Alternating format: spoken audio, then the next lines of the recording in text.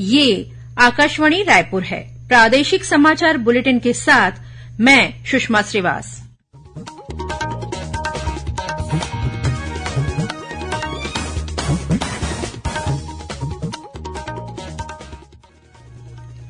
और अब पेश है आज के मुख्य समाचार। छत्तीसगढ़ में आगामी विधानसभा चुनाव को लेकर कांग्रेस की नई दिल्ली में हुई बैठक।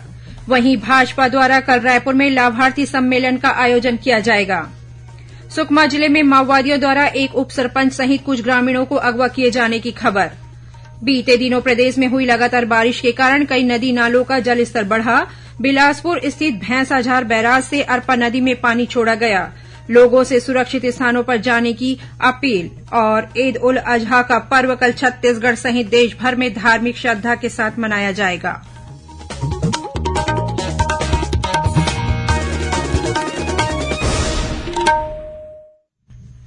अब समाचार विस्तार से। छत्तीसगढ़ में इस साल होने वाले विधानसभा चुनाव को लेकर राजनीतिक गतिविधियां तेज हो गई हैं। कांग्रेस की प्रदेश इकाई की बैठक आज नई दिल्ली में राष्ट्रीय अध्यक्ष मल्लिकार्जुन खड़गे और वरिष्ठ नेता राहुल गांधी की मौजूदगी में आयोजित की गई। बैठक में प्रदेश में होने वाले आगामी विधानसभा चुनाव की तैयारियों को लेकर विचार विमर्श किया गया। बैठक में प्रदेश प्रभारी कुमारी शैलजा, मुख्यमंत्री भूपेश बघेल, प्रदेश अध्यक्ष मोहन मरकाम सहित पार्टी के अन्य वरिष्ठ पदाधिकारी शामिल हुए। बैठक के बाद राष्ट्रीय अध्यक्ष श्री खड़गे ने ट्वीट कर कहा कि कांग्रेस पार्टी प्रदेश में जनता के साथ मिलकर काम करेगी और छत्तीसगढ़ के लोगों के जीवन में बदलाव लाने का प्रयास करती रहेगी। बाद में एक पत्रकार वार्ता को संबोधित करते हुए पार्टी की प्रदेश प्रभारी कुमारी शैलजा ने कहा कि आगामी विधानसभा चुनाव में कांग्रेस पार्टी छत्तीसगढ़ में एकजुट होकर चुनाव लड़ेगी। उन्होंने कहा कि जिस तरह से वर्ष 2018 के चुनाव में सबने एकजुटता के साथ चुनाव लड़ा था, वैसे ही 2023 का चुनाव भी एकजुटता के साथ लड़ा जाएगा। इधर कांग्रेस द्वारा कल 29 जून से राजनांदगांव में बूथ चलो अभियान शुरू किया जा रहा है। इस दौरान पार्टी कार्यकर्ताओं द्वारा राज्य सरकार की उपलब्धियों को जन जन तक पहुंचाने का प्रयास किया जाएगा। दूसरी ओर भारतीय जनता पार्टी द्वारा प्रधानमंत्री नरेंद्र मोदी के नेतृत्व में केंद्र की एनडीए सरकार के 9 वर्ष पूर्ण होने के उपलक्ष्य में कल 29 जून को रायपुर के पंडित दीनदयाल उपाध्याय ऑडिटोरियम में लाभार्थी सम्मेलन का आयोजन किया जाएगा। कार्यक्रम में मुख्य अतिथि के रूप में भाजपा के राष्ट्रीय उपाध्यक्ष और पूर्व मुख्यमंत्री डॉक्टर रमन सिंह मौजूद रहेंगे। पूर्व मंत्री राजेश मूणत ने बताया कि सम्मेलन में केंद्र सरकार की योजनाओं का लाभ लेने वाले जागरूक नागरिकों को आमंत्रित किया गया है। इस अवसर पर भारतीय जनता पार्टी द्वारा लाभार्थियों का सम्मान किया जाएगा। प्रधानमंत्री नरेंद्र मोदी के नेतृत्व में केंद्र की एनडीए सरकार के 9 वर्ष पूरे होने के उपलक्ष्य में नया भारत उत्सव के अंतर्गत युवा संसद कार्यक्रम का आयोजन आज राष्ट्रीय प्रौद्योगिकी संस्थान एनआईटी रायपुर में किया गया। कार्यक्रम में सांसद सुनील सोनी ने एनआईटी के विद्यार्थियों से संवाद किया। विद्यार्थियों ने भी सांसद से केंद्र सरकार की अलग अलग योजनाओं, कार्यक्रमों, नीतियों और उपलब्धियों के बारे में सवाल किए। सांसद ने विद्यार्थियों के सवालों का जवाब देते हुए कहा कि पिछले 9 वर्षों में भारत की प्रतिष्ठा विदेशों में बढ़ गई है। केंद्र सरकार ने स्वच्छ भारत मिशन, प्रधानमंत्री आवास योजना, जल जीवन मिशन जैसी योजनाओं के माध्यम से देश के ग्रामीण क्षेत्रों में परिवर्तन किया है। इस अवसर पर अलग अलग प्रतियोगिता के विजेताओं को पुरस्कृत किया गया। कार्यक्रम में राष्ट्रीय स्वयंसेवक संघ के प्रांत संघ चालक डॉक्टर पूर्णेंदु सक्सेना, शिक्षाविद जवाहर शेट्टी और एनआईटी के प्रभारी निदेशक डॉक्टर आरके त्रिपाठी मौजूद थे। छत्तीसगढ़ उच्च न्यायालय ने रायपुर स्थित कृषि उपज मंडी परिसर में जेम्स एंड ज्वेलरी पार्क की स्थापना को लेकर दायर याचिका को निराधार मानते हुए खारिज कर दिया है। राज्य सरकार द्वारा रायपुर के पंडरीतराई में लगभग 10 लाख वर्ग फीट में जेम्स एंड ज्वेलरी पार्क की स्थापना की जानी है। यहां लगभग 2000 दुकानें बनेंगी। गौरतलब है कि वर्ष 2020 में पूर्व विधायक देवजी भाई पटेल द्वारा एक याचिका बिलासपुर हाईकोर्ट के समक्ष दायर की गई थी। वहीं हाईकोर्ट ने रायपुर स्थित अनुपम गार्डन के पास स्थित यूथ हब ग्रीन कॉरिडोर और वेडिंग जोन पर रोक लगाने के लिए दायर जनहित याचिका को भी खारिज कर दिया है। यह याचिका पूर्व मंत्री राजेश मूणत ने दायर की थी। छत्तीसगढ़ अनुसूचित जाति सलाहकार परिषद की पहली बैठक मुख्यमंत्री भूपेश बघेल की अध्यक्षता में रायपुर में आयोजित की गई। बैठक में मुख्यमंत्री ने कहा कि राज्य सरकार समाज के सभी वर्गों सहित अनुसूचित जाति वर्ग को शैक्षणिक, सामाजिक और आर्थिक रूप से सशक्त बनाने के लिए हर संभव प्रयास कर रही है। बैठक में मुख्यमंत्री ने विभागीय अधिकारियों को अभियान चलाकर छात्रावासों का निरीक्षण और साफ सफाई सुनिश्चित करने के निर्देश दिए। साथ ही अनुसूचित जाति वर्ग की बहुलता वाले संभागों में प्राथमिकता के आधार पर छात्रावासों का उन्नयन और सीटों की संख्या बढ़ाने को भी कहा। वहीं मुख्यमंत्री की अध्यक्षता में छत्तीसगढ़ अन्य पिछड़ा वर्ग सलाहकार परिषद की भी पहली बैठक हुई। बैठक में मुख्यमंत्री ने कहा कि अन्य पिछड़ा वर्ग में शामिल सभी वर्गों को शासन द्वारा संचालित योजनाओं का अधिक से अधिक लाभ उठाना चाहिए। प्रादेशिक समाचार आप आकाशवाणी रायपुर से सुन रहे हैं। सुकमा जिले में ताड़मेटला इलाके से माओवादियों द्वारा एक उप सरपंच सहित 14 ग्रामीणों को अगवा किए जाने की खबर है। मिली जानकारी के मुताबिक 9 दिन पहले माओवादी ग्राम पंचायत बुरकापाल के उप सरपंच माड़वी गंगा के ताड़मेटला स्थित घर पहुंचे और उन्हें अपने साथ ले गए। इसके अलावा माओवादियों द्वारा इसी इलाके के 14 और ग्रामीणों को अगवा किए जाने की खबर मिली है। हालांकि सूत्रों से पता चला है कि माओवादियों ने इनमें से अनेक लोगों को रिहा कर दिया है। इस बीच सर्व आदिवासी समाज सहित विभिन्न सामाजिक संगठनों ने अगवा किए गए सभी लोगों को सुरक्षित रिहा करने की अपील माओवादियों से की है।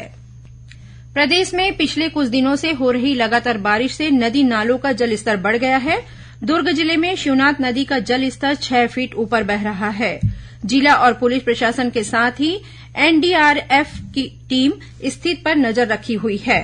वहीं कोरबा जिले में तेज बारिश के कारण पाली विकासखंड के पोड़ी पाली मार्ग में गुंजन नाले पर निर्मित अस्थायी सड़क के बह जाने से 18 गांवों का सड़क संपर्क टूट गया है। उधर बिलासपुर स्थित अरपा भैंसाजार बैराज परियोजना के जलग्रहण क्षेत्र में जलभराव में वृद्धि होने के कारण आज बैराज से अरपा नदी में 53 क्यूसेक पानी छोड़ा गया। जल संसाधन विभाग ने बैराज के निचले प्रवाह के पास रहने वाले लोगों से अनुरोध किया है कि वे सुरक्षित स्थानों पर चले जाएं। इस बीच मौसम विभाग ने आगामी 24 घंटों के दौरान प्रदेश में कुछ स्थानों पर हल्की से मध्यम वर्षा होने और गरज चमक के साथ आकाशीय बिजली गिरने की संभावना जताई है। मौसम विभाग के मुताबिक कल से प्रदेश में वर्षा की गतिविधियों में कमी आने के साथ ही अधिकतम तापमान में वृद्धि संभावित है। ईद उल अजहा का पर्व कल छत्तीसगढ़ सहित देश भर में धार्मिक श्रद्धा के साथ मनाया जाएगा।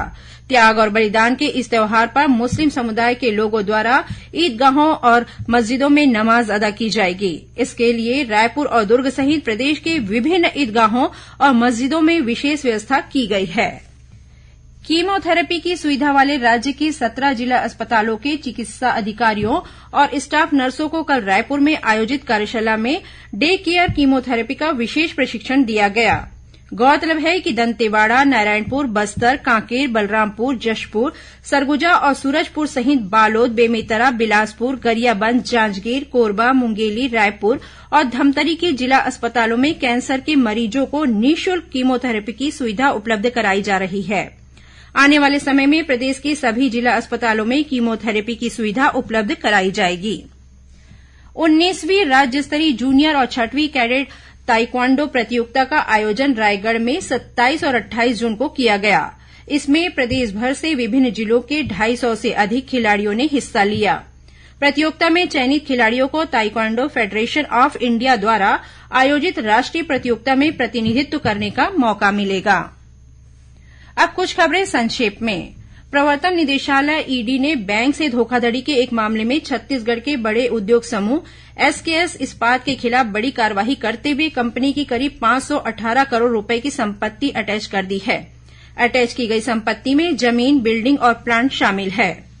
राष्ट्रीय सांख्यिकी कार्यालय द्वारा कल 29 जून को रायपुर के पंडित रविशंकर शुक्ल विश्वविद्यालय के कला संकाय सभागृह में 17वीं सांख्यिकी दिवस का आयोजन किया जाएगा। नगर पालिकाओं के लिए उपचुनाव के तहत 30 जून को मतगणना होगी। 7 जिलों के 8 नगरीय निकायों में पार्षदों के 8 रिक्त पदों के लिए कुल 18 उम्मीदवार चुनाव मैदान में हैं। बारिश के मौसम को देखते हुए बस्तर के कांगेर घाटी राष्ट्रीय उद्यान के अंतर्गत आने वाले कोटुमसर गुफा, कैलाश गुफा और अन्य सभी गुफा स्थलों को 26 जून से 31 अक्टूबर तक पर्यटकों के लिए बंद कर दिया गया है। जांजगीर चांपा जिला रोजगार कार्यालय में 30 जून को सुबह 11 बजे से प्लेसमेंट कैंप का आयोजन किया जाएगा। इस शिविर में स्टूडेंट ट्रेनी के 200 पदों पर भर्ती की जाएगी।